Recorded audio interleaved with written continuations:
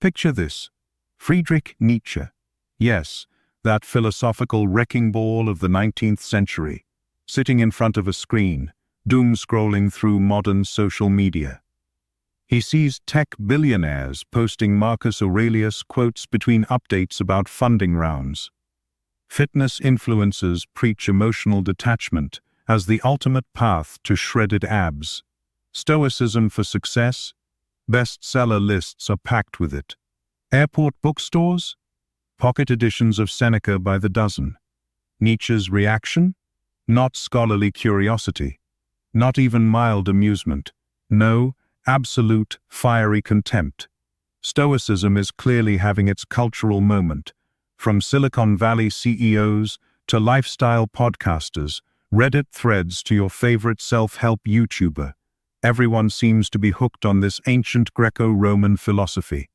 At its core, Stoicism emphasizes emotional restraint, the acceptance of fate, and focusing only on what you can control. It's a clean, minimalist worldview that's found an eager audience in our anxious, chaotic times. But Nietzsche, he saw Stoicism as a betrayal, a philosophy of denial masquerading as wisdom, a kind of spiritual Novocaine, numbing, not empowering. And today we're diving headfirst into this philosophical clash. Because what's really at stake here isn't just some abstract debate between two dead philosophers. No, they're arguing about something far more important: how we should actually live our lives. Let's start with the cornerstone of Stoic thought, living according to nature. Stoics believed that the universe operated through divine reason, a rational, perfectly ordered system. If we align ourselves with that cosmic order, we can find peace. That's why Marcus Aurelius wrote in Meditations that whatever happens is part of a greater plan, and that our role is to accept it with grace. Nietzsche wasn't having it. In Beyond Good and Evil, he rips that idea to shreds. You desire to live according to nature, O you noble Stoics. What deceptive words these are. He tells us to imagine nature not as orderly and rational, but as indifferent, brutal, and wasteful. Think about it. Earthquakes don't avoid kind people. Cancer doesn't care about your moral compass. Nature is not some benevolent force dishing out cosmic justice. It's indifferent, chaotic. Sometimes beautiful, sometimes horrifying, but always beyond our moral categories. Nietzsche accused the Stoics of wishful thinking. He said they weren't discovering moral truths in nature. They were projecting their own ideals onto it, and then pretending they found them there. It's like seeing shapes in the clouds, and then claiming the sky itself wanted to send you a message. And that whole Stoic emphasis on emotional restraint. Nietzsche thought it was less about wisdom and more about self-sabotage. In The Gay Science, he gives this wild metaphor. Imagine someone training their stomach to digest stones, scorpions, shards of glass, just so they can say, "Look, nothing disgusts me." That's what he thought Stoic self-mastery looked like. Not strength, not resilience, but numbness, self-mutilation, deliberately cutting yourself off from the full spectrum of being human. Ask yourself, is the person who feels nothing when a loved one dies really stronger than someone who grieves deeply? Is emotional detachment a sign of strength, or a sign that you're slowly deadening yourself to life? Nietzsche saw Stoicism as a kind of philosophical Botox. It smooths out the emotional wrinkles, but it also erases the vitality underneath. It turns a full, messy, passionate human experience into something tame, hollow, even lifeless. To him, Stoicism wasn't courageous. It was afraid. Afraid of being changed. Afraid of feeling too much. Because for Nietzsche, real strength wasn't about staying calm through the storm. It was about being the storm and embracing the chaos of existence, not shielding yourself. And that brings us to how we deal with difficult emotions today. Ever been told to just breathe when you're anxious, or to focus on what you can control? Classic Stoic advice, and sure, in some cases that's helpful. But Nietzsche would ask, what if that anxiety is trying to tell you something? What if it's not a problem to manage, but a message to listen to? Maybe your anger isn't just a disruption to be neutralized. It could be wisdom about injustice, screaming to be heard. Nietzsche didn't believe that transcending suffering meant numbing yourself to it. He saw that approach as the emotional equivalent of general anesthesia. You're not healing, you're just unconscious. The Stoic, he'd argue, doesn't overcome suffering. They suppress it. They try to cut it off at the source, denying its significance. But Nietzsche believed that to be fully alive, we have to be willing to feel deeply, to rage, to grieve, to fall in love, to risk being shattered. Real power, to him, was the courage to be moved by life and still say yes to it. So, which is it? Is tranquility a sign of strength, or just surrender wearing a Stoic mask? Now, modern Stoics would push back on this critique. Philosophers like Massimo Pigliucci argue that Stoicism isn't about emotional numbness, it's about clarity. It's about seeing things as they are, without distortion. Donald Robertson adds that Stoicism isn't passive, it's strategic. You don't just accept fate, you focus your energy where it actually matters. Modern Stoicism, they say, doesn't suppress emotion, it transforms it. It doesn't mean doing nothing in the face of injustice, it means acting wisely, effectively, and without unnecessary drama. And sure, they'd argue, Marcus Aurelius didn't just sit around accepting his fate, he ruled an empire. He made tough decisions. He lived his philosophy. But even so, Nietzsche wouldn't be satisfied. He thought the idea that virtue is sufficient for happiness sounded noble, but was secretly dangerous. If we tell ourselves that inner virtue is all we need, does that kill the hunger that drives real transformation? If you already believe your goodness is enough, where's the fuel for revolution? The passion to fight systems, not just improve yourself. A Stoic might focus on personal virtue, recycling, biking to work, reducing their carbon footprint, then let go of the rest, because it's outside my control. Nietzsche would scoff. He'd say that's not enough, not even close. We need people who burn with creative anger, who can't help but try to change what looks unchangeable, people who refuse to accept the status quo. Because for Nietzsche, philosophy isn't supposed to tame you, it's supposed to ignite you. He didn't just reject the Stoic sage as unrealistic, he saw it as a dangerous illusion. The Stoic ideal of perfect rationality, perfect virtue, perfect calm, that wasn't a human being. That was a statue. Bloodless. Frozen. Dead. He wrote, "I mistrust all systematizers and avoid them. The will to a system is a lack of integrity." In other words, don't build a cage and call it wisdom. Don't reduce the messy, glorious chaos of life to a neat little formula. To Nietzsche, that's what the Stoic sage represented. Not a goal to strive for, but a corpse on display, carefully preserved, but lifeless. A museum exhibit of what used to be human, now stripped of blood, fire, and contradiction. And it's that contradiction, those tensions between joy and suffering, love and rage, creation and destruction, that Nietzsche believed made us truly alive. So what's Nietzsche's alternative? If Stoicism is about mastering the self through control, Nietzsche's about transforming the self through power, but not power in the usual sense. Not domination, not brute force. What he called the will to power is deeper. It's the underlying force behind all growth, creation, and transformation.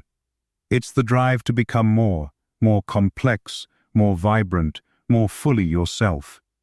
where the Stoic aims to minimize suffering by accepting what can't be changed. Nietzsche embraces suffering as fuel, as the raw material for greatness. Here's a way to visualize it. Would you rather be a smooth, unmoved stone resting quietly in the dirt? Or would you rather be the storm, howling, messy, unpredictable, but powerful enough to carve mountains and change landscapes? Stoicism wants you to be the still ocean. Nietzsche says, be the crashing wave. Enter the Übermensch, Nietzsche's idea of the overman or superman. This isn't a comic book character. It's someone who doesn't inherit values, but creates them. Who doesn't just endure suffering, but reshapes it into meaning. Unlike the Stoic sage who seeks perfection through detachment, the Übermensch dives headfirst into life. He affirms it, contradictions and all. This figure doesn't aim for tranquility, he aims for vitality. And you've probably seen this spirit in action. Think of the artist who takes personal trauma and turns it into work that moves millions, or the entrepreneur who fails, rebuilds, reinvents, over and over, until something revolutionary emerges, or the activist who channels fury into a global movement. These aren't Stoic sages. They don't float above reality. They wrestle with it, bleed with it, shape it. Nietzsche's version of flourishing isn't calm, it's electric, a life on fire with creative energy and passionate intensity. He compared it to a taut bow. The tension between opposing forces is what gives it strength. That tension isn't something to smooth over, it's what makes greatness possible. Where the Stoic builds walls against life's storms, Nietzsche builds windmills. He sees resistance not as something to avoid, but as something to harness. It's a radically different way of being. One philosophy tries to keep you safe. The other dares you to become dangerous in the best possible way. Now, this all raises a deeper political and cultural question. If Stoicism tells us to accept what we can't control, are we also being told, maybe unintentionally, not to challenge the world around us? Because here's the thing, Stoicism's emphasis on personal virtue, independent of external circumstances, can quietly reinforce the status quo. If happiness is possible even under oppression, even in slavery, even in hardship, why fight for anything to change? That sounds harsh, but look around. In a lot of modern workplaces, Stoicism is quietly baked into the culture. Companies push mindfulness training and resilience workshops. They tell employees to manage their stress, breathe through the overwhelm, focus only on what they can control. But what if the stress isn't the problem? What if the system is? Tech firms preach Stoic endurance while pushing employees to burnout. Warehouse workers are handed wellness apps instead of better conditions. Stoicism becomes a coping mechanism, not a tool for transformation. It helps you survive an unjust system, but not challenge it. Nietzsche would call that a betrayal, a tranquilized life. Survival over revolution. Take Amazon, for example. Warehouse workers face brutal schedules, relentless metrics, and limited breaks. And what's offered in return? Wellness seminars, mindfulness tips, encouragement to control what you can. It's not about changing the system, it's about adapting to it. Stoicism, in this context, becomes less about liberation and more about endurance. Less about philosophy, more about pacification. Even in schools, you see this dynamic.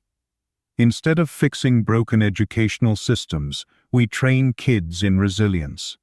We teach them to manage anxiety, stay calm, focus inward, without addressing the structural forces that are stressing them out in the first place. It's as if the message is, don't change the world, just become less affected by it. Politically, Stoicism's track record isn't much better. Take Seneca. He wrote beautiful essays on virtue and wisdom, while advising Nero, one of Rome's most brutal emperors. He called for moderation, but didn't challenge the legitimacy of the empire itself. He refined individual ethics within a fundamentally corrupt system. Stoicism polishes the soul, but it rarely sets the world on fire. Nietzsche? He's not polishing anything. He's throwing dynamite. When he said, "I am not a man, I am dynamite," he wasn't just being theatrical. He meant it. He wanted to explode inherited systems, to burn down what's lifeless, to destroy whatever stands between you and a truly vital life. Where Stoicism seeks peace within the system, Nietzsche demands the system be remade, broken, transformed. And here's the most radical part of Nietzsche's critique. He doesn't see philosophy as a set of ideas to be debated. He sees it as autobiography, a confession. In Beyond Good and Evil, he writes that every great philosophy is a kind of involuntary and unconscious memoir. In other words, what you believe isn't just about logic, it's about who you are, your temperament, your fears, your experiences. So what kind of person is drawn to Stoicism? Nietzsche might say, someone who fears chaos, someone who craves order, someone who wants a sturdy compass to navigate an unpredictable world. And that's not necessarily wrong, but it is revealing. Stoicism isn't universal wisdom, it's a particular coping mechanism for a particular kind of soul. Nietzsche's own philosophy, by contrast, appeals to a different kind of person, someone who feels suffocated by rules, who can't stand feeling caged, who would rather risk pain than settle for peace. Each philosophy speaks to different existential fears. Stoicism is for those terrified of being overwhelmed. Nietzsche is for those terrified of being numb. So ask yourself, which fear resonates more? The fear of being too vulnerable to the world, or the fear of losing your fire in the name of calm? Neither fear is right or wrong. They're just different, and understanding which one grips you can illuminate. Because at the end of the day, Nietzsche and the Stoics aren't just offering different ideas, they're offering different ways of being human, different responses to the same existential storm. And nowhere is this clearer than in their approach to fate. At first glance, it might seem like Nietzsche and the Stoics actually agree here.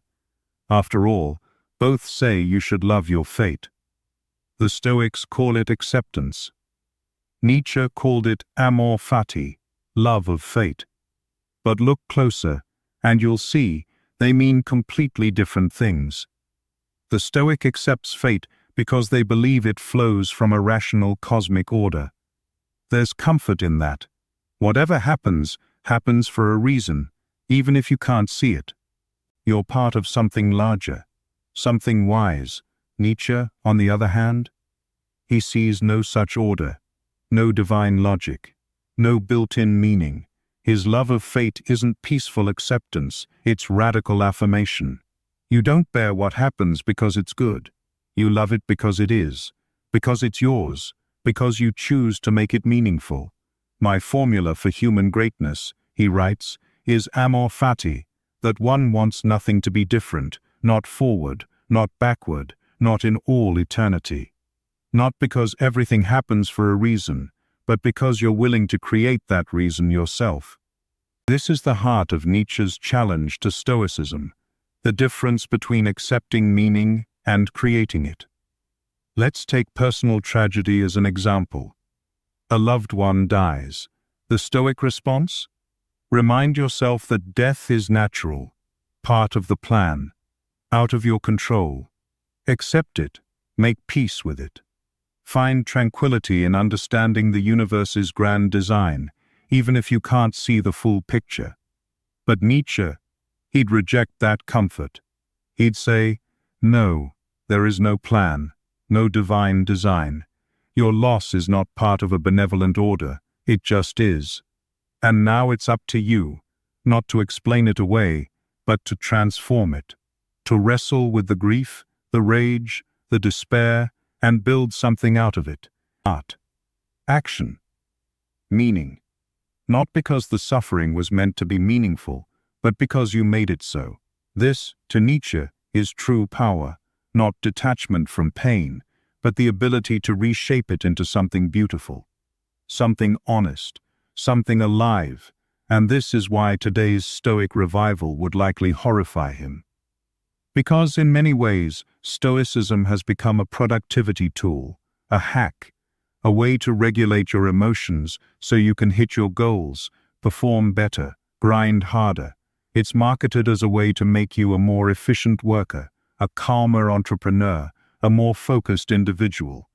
But Nietzsche didn't want to help you optimize your output. He wanted to help you become yourself, fully, fiercely, without compromise.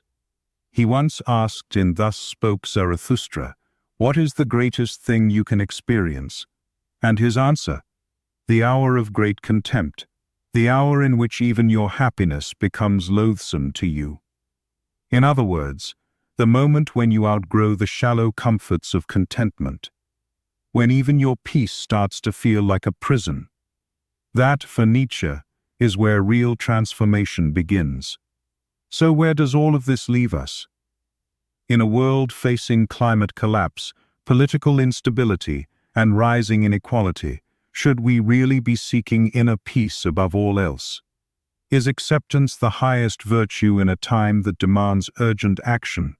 Or do we need Nietzsche's fire? His willingness to disrupt, to destroy, to create? Think of the great transformative movements in history, the civil rights movement, women's liberation, environmental activism. These didn't begin with Stoic detachment. They began with refusal, with people saying, "No, I will not accept these conditions. I will not make peace with injustice." If they'd followed strict Stoic advice, focusing only on their own virtue, letting go of what they couldn't control, those revolutions might never have happened. So when Martin Luther King Jr. declared, "I have a dream," he wasn't practicing Stoic acceptance. He was doing something far more Nietzschean. He was creating a new vision. He wasn't detaching from fate. He was reshaping it. And that's the final insight here. These two philosophies, Stoicism and Nietzsche's thought, they're not just theoretical frameworks. They're tools. And real wisdom lies in knowing when to use which. Stoicism can be a lifesaver in moments of crisis. When everything's falling apart, when the plane is delayed, when the diagnosis is terminal, that calm, steady mindset can help you breathe. Act. Endure. But when what you're facing isn't crisis, but stagnation, when the challenge is not surviving the storm, but breaking out of a cage, that's when Nietzsche's fire becomes essential. When systems need to be questioned, rules rewritten, new selves born, Stoicism alone won't cut it. The real art is learning how to move between them. To know when to anchor yourself, and when to set yourself on fire. Because, as Walt Whitman once wrote, "I contain multitudes." And maybe the most powerful thing we can do is recognize that we don't have to choose just one truth, one path, one philosophy forever. Nietzsche himself admitted, "There are many kinds of eyes, and therefore many kinds of truths." So don't ask only, "What would a Stoic do?" Ask also, "What would Nietzsche do?" And maybe the answer that serves you today won't be the one you need tomorrow. If you found this perspective valuable, share it with a friend, especially one who swears by Stoicism, or someone who might need to hear that it's okay to feel too much, want too much, burn too brightly. Because life is too messy for one-size-fits-all philosophies, and sometimes the tension between them, that's where your real strength lives.